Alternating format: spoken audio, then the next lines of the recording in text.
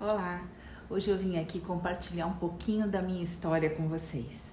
E se você quiser saber, fica comigo até o fim. Desde criança eu sonhei em ser médica, sempre. Minha mãe conta que quando eu era pequenininha, ela me perguntava: o que é que você vai ser quando crescer? Eu falava assim: eu vou ser mãe e vou ser médica. E graças a Deus eu alcancei essas duas coisas na minha vida. Me tornei médica e depois me tornei mãe de dois homens lindos hoje. Sou casada há 25 anos e tenho meus dois filhos de 21 e de 18 anos que são excelentes, espetaculares, não tenho nada de negativo para falar deles. E eu entrei na faculdade para ser pediatra, mas com o passar do tempo, com o contato com o paciente, eu descobri que eu não poderia ser pediatra porque eu não consigo lidar com criança doente. Eu tive um estágio que foi no Emílio Ribas. O Emílio Ribas é um hospital de São Paulo de doenças infecto-contagiosas. E na época que eu fiz a faculdade, 95% do hospital era HIV e a HIV ainda era sentença de morte. E eu tive uma paciente de 10 meses que era HIV positivo, era a Marília. E com a Marília eu aprendi que eu não poderia ser pediatra. E também aprendi que eu não poderia ter uma especialidade em que eu perdesse pacientes. Então eu fui para oftalmologia. Com o passar do tempo eu fui atender no consultório, trabalho com pessoas amigas, o meu trabalho é super leve, né, em ambientes leves. E quando eu tinha 45 anos, em 2016, dia 14 de novembro de 2016, eu fui fazer exames de rotina e tive um diagnóstico de câncer de mama. Para mim foi como perder o chão, uma coisa que eu jamais esperaria, porque na minha família não tem antecedente nenhum de câncer, de nada. Tem câncer de pele, mas assim, isso é fator externo, fator solar, né? Mas de câncer mesmo não tinha nenhum fator, nenhuma pessoa na família. Não tinha nenhum fator de risco para o câncer, na verdade. Na verdade eu tinha um pouquinho de sobrepeso, mas não fumava, nunca fumei, eu nunca bebi, não bebo nada alcoólico, não tenho familiares com câncer de mama, como eu falei, nenhum câncer. Tive filho antes dos 30 anos, amamentei. A amamentação é um fator de proteção contra o câncer de mama, assim como a gestação antes dos 30 anos. Enfim, tinha uma alimentação saudável, praticava exercícios físicos, enfim, eu não tinha nenhum fator de risco para a doença. Mas mesmo assim, quando eu terminei de fazer a mamografia, que eu vi ali no negatoscópio, que é aquele aparelhinho que tem aquela luzinha, que eu vi a imagem, eu já sabia que tinha alguma coisa errada. E foi como perder o chão, né? Liguei pro meu marido na hora, falei que tinha dado ruim. E ele falou: muita calma nesta hora, vamos falar com a Daniela, que é a minha ginecologista. Ela me deu algumas orientações e aí daí começou a maratona de ressonância magnética. Eu fiz um ultrassom no mesmo dia, fiz uma ressonância magnética, fiz a biópsia e confirmou que era positivo, né, que realmente era um câncer. E para mim, nesse momento, o que foi mais difícil até então foi contar para os meus pais e contar para os meus filhos. Pai e mãe nenhum merece receber uma notícia dessa, e filhos também não. Ou seja, ninguém. O que passava na minha cabeça era: nossa, eu quero ver meus filhos crescerem, né? Quero ver meus filhos se casarem, quero ver se formarem, quero ver meus netos. Eu não quero, sou muito nova, não pode acabar agora, não pode acabar assim. Era o que eu pensava. Mas em momento algum eu me questionei do porquê eu. Porque na minha cabeça eu tinha que passar por aquilo por algum motivo. A minha mãe sempre questionava: por que você é uma pessoa tão isso, uma pessoa tão aquilo, não merece. Na verdade, eu acho que ninguém merece, né? Mas eu dizia pra minha mãe, eu falava: mãe, eu preciso passar por isso por algum motivo. Mesmo que eu nunca vá descobrir qual é esse motivo, eu preciso passar por isso. Enfim, fiz a cirurgia, meu diagnóstico foi 14 de novembro, já 2 de dezembro eu estava operada. E tive que fazer um outro exame para saber se eu precisaria fazer a quimioterapia ou não. E sim, eu precisei fazer a quimioterapia. Dia 20 de janeiro de 2017 eu comecei a quimioterapia. Foram 16 sessões de quimioterapia, 12 da chamada quimio branca e 4 da chamada quimio vermelha. A quimio branca era semanal e a quimio vermelha seria quinzenal. A quimio branca, ela não é tão agressiva, ela me deixou muito cansada, eu tinha inapetência, eu não me sentia muito bem, eu fazia às sextas-feiras, porque daí sábado e domingo eu ficaria em casa, segunda eu não trabalhava, mas terça, quarta, quinta e sexta eu trabalhava, né? E na sexta à tarde fazia uma outra quimioterapia. Usei touca de gelo, né? A touca de gelo é para diminuir a queda de cabelo. E por que isso? Porque quando você coloca a touca de gelo, ela é bem gelada mesmo, ela tem menos 10 graus Celsius.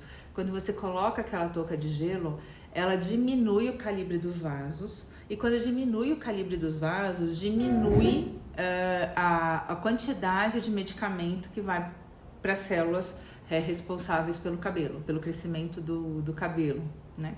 Então, na primeira fase da quimio branca, isso funcionou muito bem, mas não era fácil, né? Não podia lavar o cabelo com água quente, não podia ficar penteando o cabelo, não podia ficar secando com secador. Quanto menos mexesse, prender o cabelo, nem pensar. Quanto menos mexesse naquilo, melhor. Mas foi. Aí, quando chegou a fase da quimio vermelha, eu fiz a quimio vermelha, a primeira sessão. Depois de uns 10 dias da primeira sessão, meu cabelo começou a cair. Mas ele caiu assim, 80% de uma vez só, uns 70% a 80% de uma vez só. Foi desesperador, eu chorei muito, foi um dos momentos mais difíceis do meu caminho, do meu tratamento, porque não é só pelo cabelo, apesar de que eu sempre amei meu cabelo. Eu falo que antes, se você perguntasse pra mim o que você mais gostava em você, eu ia falar meu cabelo. E Deus falou pra mim, desapega. Enfim, além disso tudo, do fator estético, né, ainda é o sinal físico da doença. Então, toda vez que você se olha no espelho e você vê aquele pouco cabelo ou a falta de cabelo, você lembra que você está doente. Não é que você esqueça, mas assim, em alguns momentos você não fica ali toda hora pensando eu tô. Mas quando você tá careca, quando você tá sem cabelo, é complicado, porque o tempo inteiro você lembra disso. E foi muito difícil nesse momento. Mas assim, de uma maneira geral, eu fui bem na quimioterapia, não tive nenhuma complicação maior. Eu tive 3 infecções urinárias, que eu precisei tomar antibiótico, mas não precisei de nenhuma internação. E consegui fazer muita coisa nesse tempo. Eu estava fazendo uma pós-graduação, eu terminei essa pós-graduação, eu fiz o TCC, fui dispensada de apresentar o TCC, graças a Deus. E prestei uma prova de título de especialista e passei. Então, assim, mesmo fazendo a quimioterapia, mesmo não mais frequentando as aulas da pós-graduação, eu consegui passar, eu consegui fazer. A orientadora da minha pós-graduação, ela também tinha tido câncer de mama, ela também tinha passado por isso, e ela conseguiu entender direitinho o que eu precisava, as minhas necessidades, e falou pra mim, olha, não apareça mais nas aulas, se preserve ao máximo, fica tranquila, não precisa entregar o TCC por enquanto, depois eu te dar um jeito, mas ainda assim eu preferi fazer, entregar e encerrar essa fase. Bom, aí meu cabelo caiu, eu terminei a quimioterapia, veio a radioterapia, eu fiz 20 sessões de radioterapia e terminei no dia 11 de julho de 2017. E dia 14 de julho eu viajei com a minha família, foi uma viagem maravilhosa, uma viagem ótima. E tudo bem. Fui fazendo os acompanhamentos, o cabelo demora muito para começar a crescer. Depois que termina a quimioterapia, ele passa um prazo ainda, sei lá, 1 mês e meio que ele continua caindo, né? Se tiver cabelo ainda. E depois ele demora mais aí uns 2 meses para começar a crescer. O meu oncologista falava pra mim, por que você não raspa a cabeça? Porque cada chumaço de cabelo que cair, você vai sentir. E eu falava pra ele, eu não estou preparada para raspar a cabeça, né? E não tava mesmo. Mas hoje eu sei que se algum dia eu tiver que passar por esse processo novamente, quando cair o primeiro chumaço de cabelo, no dia seguinte eu vou raspar. Porque até hoje, gente, quando eu vejo pedacinhos de cabelo, fios de cabelo na pia. Quando você vai secar o cabelo ou pentear, que cai aqueles fios de cabelo, até hoje eu me sinto agoniada, né? Dá uma angústia muito grande. Então, ok, o cabelo começou a crescer, o primeiro corte de cabelo pra mim foi um evento, né? Quando ele tava crescendo, eu precisei cortar pra dar um jeitinho nele, foi um evento, e foi muito legal. Mas eu pequei em um quesito, digamos assim, um setor, né? Eu não fiz terapia junto com a quimioterapia, junto com esse tratamento. E menos de um ano depois, eu caí em depressão. Tive uma depressão forte, graças a Deus não foi, nunca pensei em suicídio, mas foi uma depressão forte. Foi uma depressão que não me dava vontade de sair da cama. Eu levantava porque eu era teimosa, eu falava, eu tenho que trabalhar, eu não posso deixar. E eu tive a sorte de perceber que eu estava em depressão. Para vocês terem ideia, eu amo viajar, amo. E eu ia viajar com a minha prima e eu não tinha vontade de arrumar a mala. Não tinha vontade de arrumar a mala. Depois, quando eu viajei, que eu cheguei lá, fui pra Colômbia com ela, quando a gente chegou, foi maravilhoso, a gente se divertiu, mas poderia ter sido muito melhor, né? Até peço desculpas a ela por não ter sido o melhor momento da minha vida.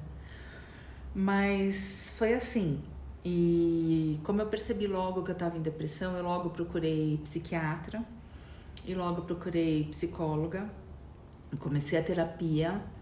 Terapia não é fácil. Na terapia você tem que ser forte no sentido de querer fazer, de estar de peito aberto, preparado para resgatar até as coisas que você escondeu de você mesmo. Mas é libertador, a partir do momento que você começa a se reconhecer em si e a partir do momento que você começa a enxergar a vida de uma maneira diferente, é maravilhoso. Eu faço terapia ainda hoje, eu tô bem melhor, eu comecei a diminuir já antidepressivo. Agora com essa pandemia eu não fui mais na psiquiatra, mas eu preciso ir para diminuir talvez um pouco mais. Não tô 100%, tem momentos que eu fico mais assim e mais para baixo, mas eu já tenho a capacidade de me reerguer sozinha. Eu descobri uma nova pessoa dentro de mim, né?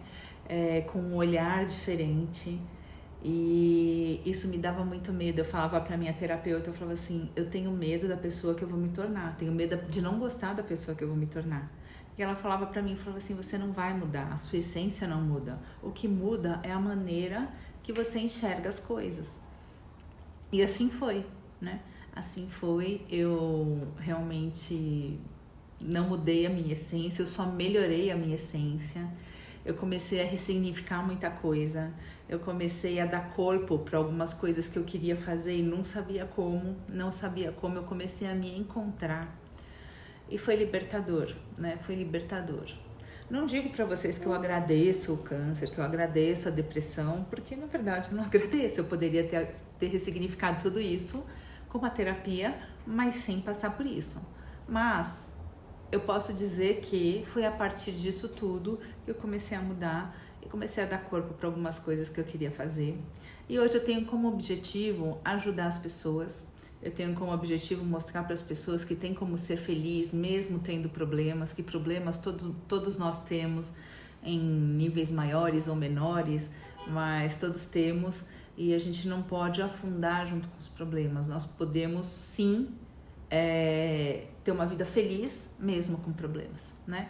E aprendi também que os problemas alheios são alheios. Eu posso ajudar, eu posso dar tudo de mim para as pessoas. Eu posso ajudar meus amigos, minha família, mas eu não posso sofrer a dor deles, né? Cada um tem a sua dor, cada um tem que sentir a sua dor. E se eu sentir a dor do outro, eu não consigo ajudar. Então isso é uma coisa muito boa que a terapia me trouxe também.